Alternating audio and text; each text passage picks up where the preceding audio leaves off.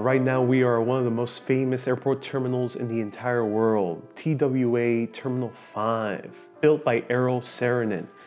It is iconic for its shape, iconic for being very forward-thinking for 1962 when it was completed. I'm also actually sitting at one of Eero Saarinen's famous chairs, the womb chair. Today we're going to explore this landmark terminal, which has been converted into a hotel. We're actually starting at one of the rooms of the hotel with a gigantic king-size bed and the original posters from TWA. We see St. Louis, we see Switzerland, and we see Africa. I'm so excited to walk around with all of you through this amazing hotel and learn a little bit about its history in 360 VR video, so you can look in any direction you would like. Let's go into the TWA Hotel. Let's start in the front of the former TWA Flight Center to get a sense of its shape. It features a concrete thin-shelled roof supported by 4 Y-shaped piers, meant to look like a bird flapping its wings through the air. The design incorporates a mash of futurist styles, Guji architecture, which is also known as like Jetsons architecture, and fantastical styles. Of course, this is now a tourist destination for aviation buffs and Instagram fashionistas alike, where you can take selfies riding this Lincoln Continental. But now through these doors, we're about to step back through time into the early 1960s, when there was optimism for a bright, space-aged future, ready to fly off to distant lands via the marvels of jet technology. You'll be hard-pressed to find the right angle in this structure. Saarinen described this terminal lobby as Leonardo da Vinci's flying machine. You'll hear the constant flapping of the arrivals and departures sign, keeping all the laid-back tourists and busy business people up to date on the next flight to one of TWA's 132 destinations. On this side used to be the check-in counters, where you used to be able to check your luggage, but now it's a food court. But look, here's a Fiat Jolly. These cute little cars used to be known as yacht tenders, where you'll have one ready at harbor when you land ashore so you can drive around a beautiful Italian village. It was dubbed the Italian Volkswagen.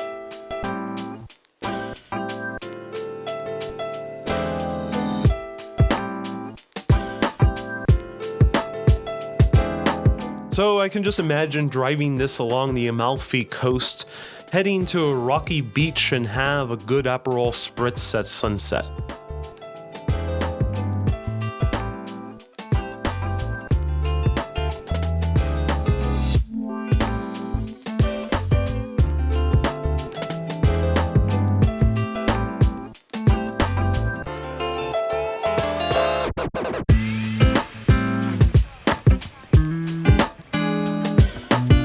Further down ahead, we see another classic car.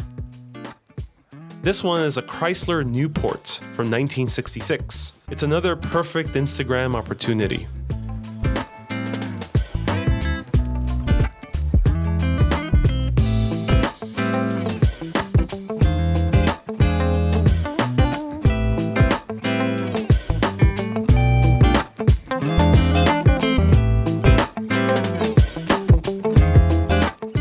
We also see uniforms of TWA employees and old luggage. No wheels and long handles to roll around. These you actually had to carry by hand. And of course, check them in, hoping that they'll get to your destination the same time you do.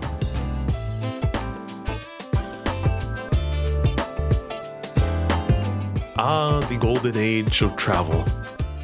Eero Saarinen's wife, Aline, once recalled that her husband said that most air terminals were ugly, shoddy, and inconvenient. Thus, Saarinen wanted the new terminal to be practical, along with being an elegant way to, quote, interpret the sensation of flying, unquote. I think he really succeeded in that. One of my favorite things about this former airplane terminal is the furniture. Now, I rarely care about the furniture at most airports or hotels because they all tend to look the same. But this has Eero Saarinen's iconic furniture as well, including this iconic tulip chair, which was designed in 1956 for the Knoll Company of New York City. It matched this single-legged dining table. The chair has the smooth lines of modernism, and it was very experimental with the materials it used in its time. Saarinen said of the dining chair and table, quote, "The undercarriage of chairs and tables in a typical interior makes an ugly, confusing, unrestful world. I want to clear up the slum of legs. I want to make the chair all one thing again," unquote. But the most famous part of this terminal has to be the conversation pit, also known as a sunken living room, which was all the rage in the early 1960s, and this is all plush with the iconic TWA red. This is the perfect place to grab an old-fashioned cocktail as I wait for my flight to the exotic lands of Winnipeg, or the even more exotic lands of Auckland. One of the challenges for restoring the terminal were these Solari split flap displays. For over 50 years, these displays were showing travelers the times of arrivals and departures with this distinctive flipping sound. It was originally designed by Italian architect Gino Valle and was enclosed in the oval shell designed by Saarinen as well, completely covered with white tiles made by renowned mosaicists in the school of Italian mosaics from the province of Pordenone. But let's take a trip upstairs. The Paris Café, which is now run by John George, encompasses the entire footprint of the terminal's original Paris Café and Lisbon Lounge. The spaces were once outfitted by the famed Parisian industrial designer Raymond Loewy. He was the mind behind the 1955 Coca-Cola Contour bottle and also behind the 1963 Studebaker Avanti. Please now turn it over for the second time.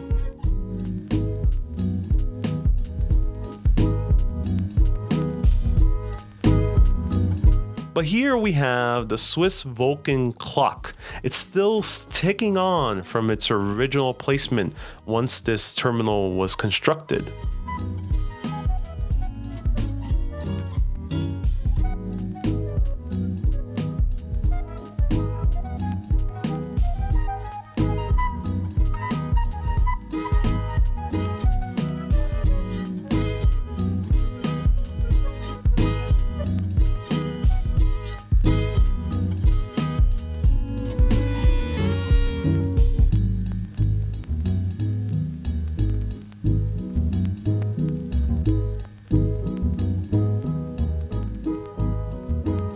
Now, one of my favorite parts of this hotel lobby is the museum exhibits that they incorporate into it, such as this retrospective of the uniforms of the flight attendants and pilots from the 1940s to the 1990s, including pilot hats, serving smocks, luggage, hostess outfits, all designed by Pierre Balmain, Oleg Cassini, Ralph Lauren, and even Valentino. It shows the progression from more of the rigid traditional uniforms that were inspired by the military to more of the colorful and much shorter uniforms of the late 60s. TWA was really forward thinking in making its own flight attendants almost the stars of the in-flight experience. They would be featured in advertisements, even in films, and even in books, and even in Barbies.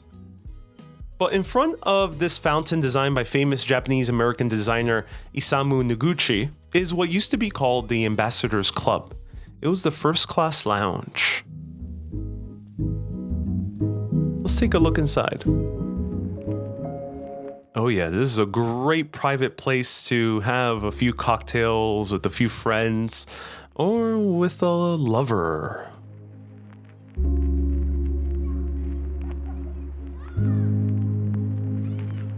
But there's another secret room. It's called the Pope's Room, because apparently Pope Paul VI and future Pope John Paul II needed a place to rest as they were heading back to the Vatican. So they sat here and might have sipped on some wine while waiting for their Boeing 747, nicknamed the Good Shepherd. And isn't it appropriate that right above our heads is a golden halo?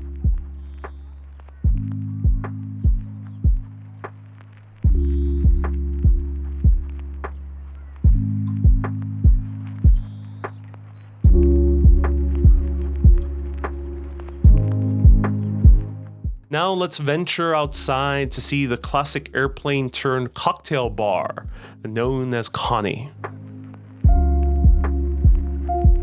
In this corridor, we're passing through dozens of TWA posters designed by David Klein, showcasing all the destinations that this airliner serviced.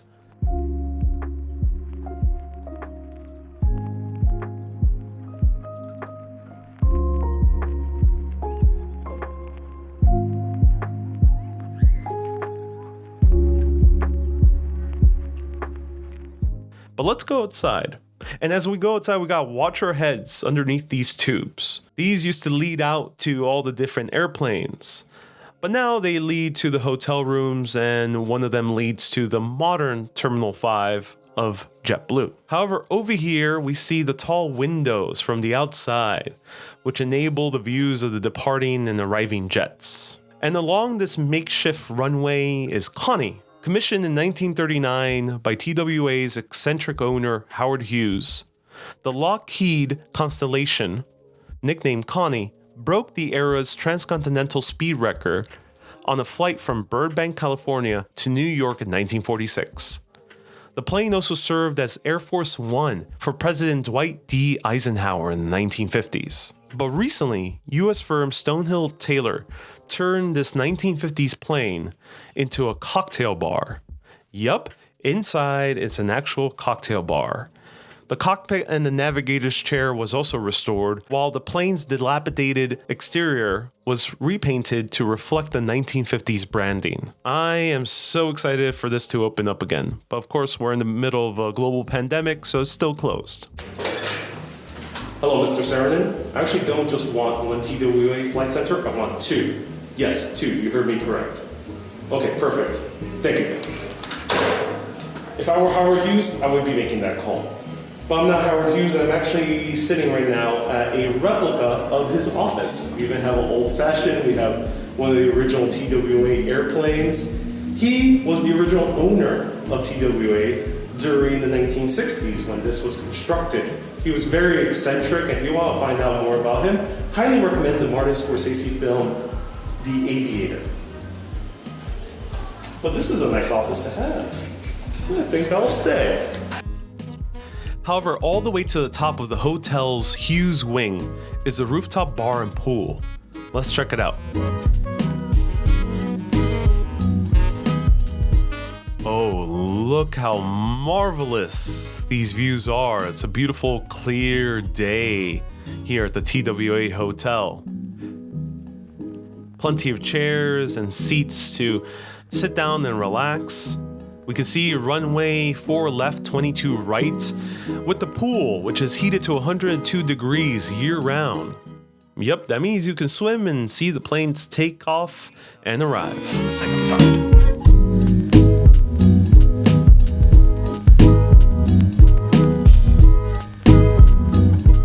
But we gotta look this way, because this way we see views of the New York City skyline there in the distance, and we're miles away from the city. And it's so impressive that we can see both the city and also we can see the structure of the original TWA Flight Center from above. Here we can really appreciate all the different curves of the structure itself, and how hard it was to build such a curvaceous building back in the 1960s made out of poured concrete. Here we see the runway, and right below us there's actually rooms that have runway views. Oh, I could just be here all day long watching the airplanes arrive. I want to give a special thanks to Super Urbanist Lorene for making this video possible. But before we head out, we gotta sit in one more chair. Here is the Eero Saarinen's egg chair. Yep, the one you've seen in many movies like Men in Black. It's so comfy. I can sit here in so many different ways. So thank you everyone so much for watching. I'm Ariel with Urbanist. Keep being awesome and always keep on exploring.